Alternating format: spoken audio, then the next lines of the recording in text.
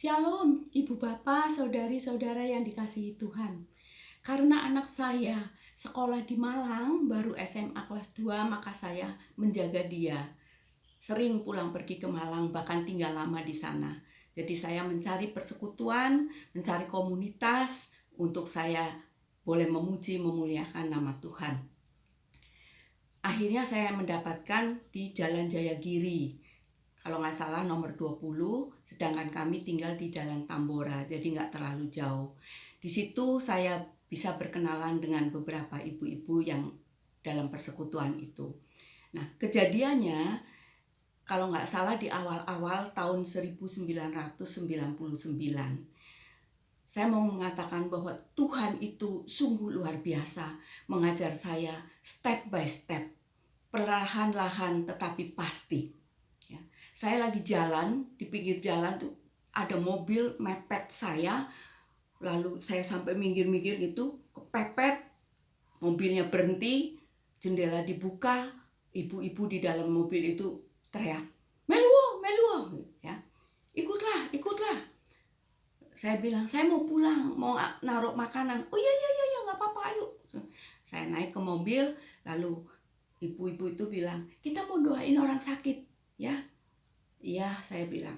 Sampai di kos, saya beresin makanan, saya buru-buru balik lagi ke mobil. Begitu mobil jalan agak jauh sedikit dari tempat kos, udah agak jauh gitu, mereka bilang, kita nggak doain orang sakit. Hah? Lalu saya bilang, saya tanya kan, kita mau suruh kamu bawa renungan. Renungan apa? Untuk orang meninggal. Loh, saya nggak bawa kitab suci, saya bilang gitu. Nggak apa-apa, saya ada, katanya. Salah satu ibu bawa kitab suci, saya lihat nggak ada Deuterokanonika, ya udahlah nggak apa-apa. Tapi apa ya? Saya baru mau cari firman Tuhan, baru mau doa, salah satu ibu bilang lagi, asal kamu tahu ya, yang meninggal ini bunuh diri. Saya kaget. Hah? Bunuh diri?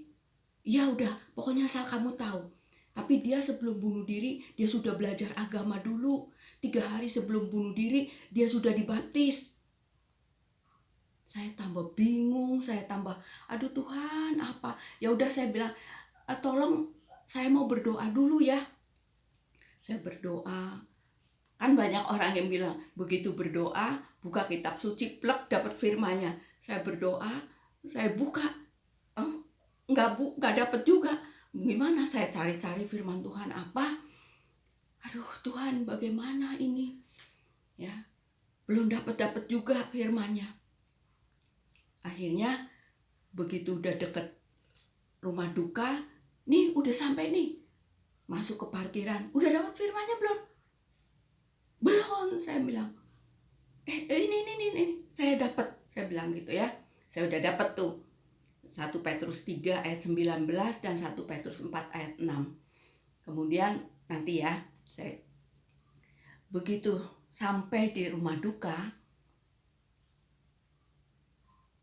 tim dari ibu-ibu itu sudah ada di sana. Kemudian ada satu orang yang kelihatan cemberut, marah. Lalu dia bilang kepada ibu-ibu yang baru datang bersama saya itu, ini mau apa lagi? Kita dari komunitas mau mendoakan, mau bawa firman. Untuk apa? Udahlah, orang cici saya meninggalnya bunuh diri, ya sudah, nggak usah didoakan, percuma. Nah, saya senang. Ya, waduh, nggak jadi bawa firman, udah puji Tuhan dalam hati saya. Ibu yang bersama saya, Dek, mohon maaf ya, asal Adek tahu, kami ini susah-susah loh mendatangkan Ibu Eva ini dari Jakarta. Loh, saya kaget. Hah? Mendatangkan dari Jakarta? Orang tadi lu mepet gua di pinggir jalan, dalam hati saya. Aduh Tuhan, saya udah takut, saya udah bingung, saya udah stres rasanya. Tapi saat itu juga saya ingat Firman Tuhan 2 Timotius 4 ayat 2 mengatakan, beritakanlah firman, siap sedialah, baik atau tidak baik waktunya. Nyatakanlah apa yang salah, tegurlah dan nasihatilah dengan segala kesabaran dan pengajaran. Saya langsung berdoa dalam hati, Tuhan, saya nggak mau menyatakan kesalahan orang, saya nggak mau menegur, saya nggak berani menasihati, tapi saya mau sabar, saya mau belajar sabar Tuhan. Semua hanya Tuhan yang mau berbicara untuk mereka. Dalam hati saya berdoa seperti itu. Jadi saya ingat, beritakanlah firman, siap sedialah, baik atau tidak baik waktunya. Buat saya waktunya itu tidak baik, betul-betul tidak baik. Sudah ditolak, sudah dibilang datang dari Jakarta, sengaja diundang. Aduh, saya benar-benar gak ngerti. Akhirnya adiknya bilang, ya sudahlah. Waduh, jadi nih saya bawa firman. Ya. Sudah kumpul ada kira-kira 20-35 orang datang kumpul, lalu tim pujian mulai puji-pujian, kemudian penyembahan, kemudian mendoakan. Akhirnya saya bawa firman. Firman yang saya bawakan adalah 1 Petrus 3 ayat 19. Di sana dikatakan, dan di dalam roh, R besar berarti roh Tuhan.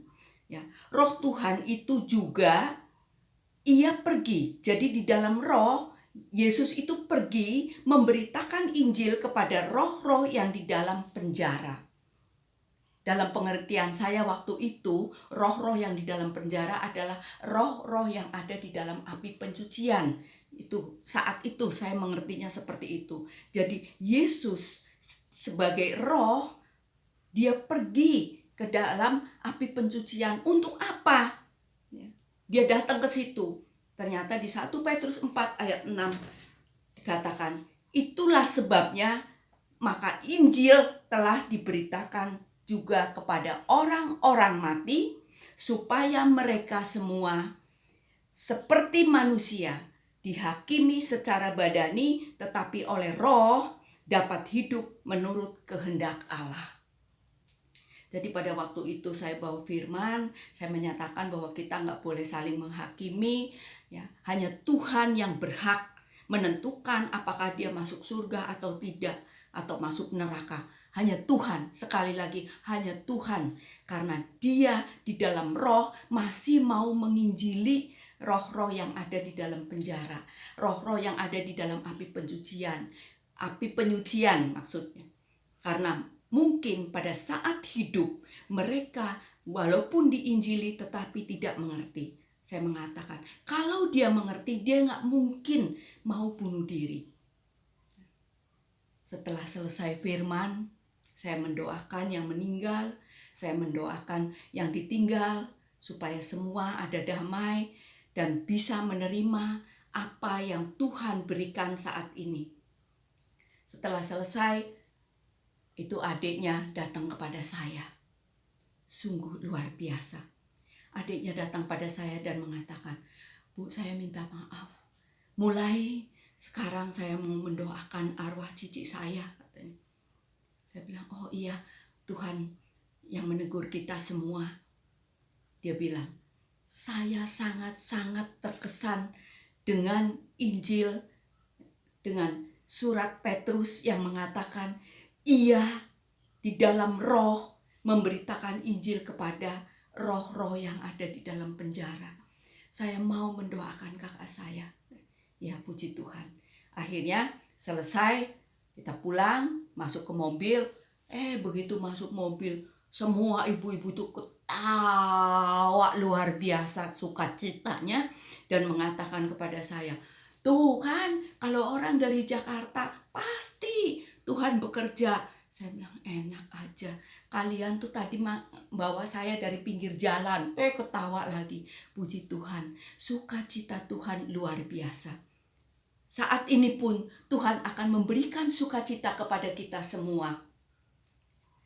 dimanapun Anda, siapapun Anda, ibu, bapak, saudara, saudari yang terkasih di dalam Tuhan, saat ini Tuhan Yesus akan memberkati kita.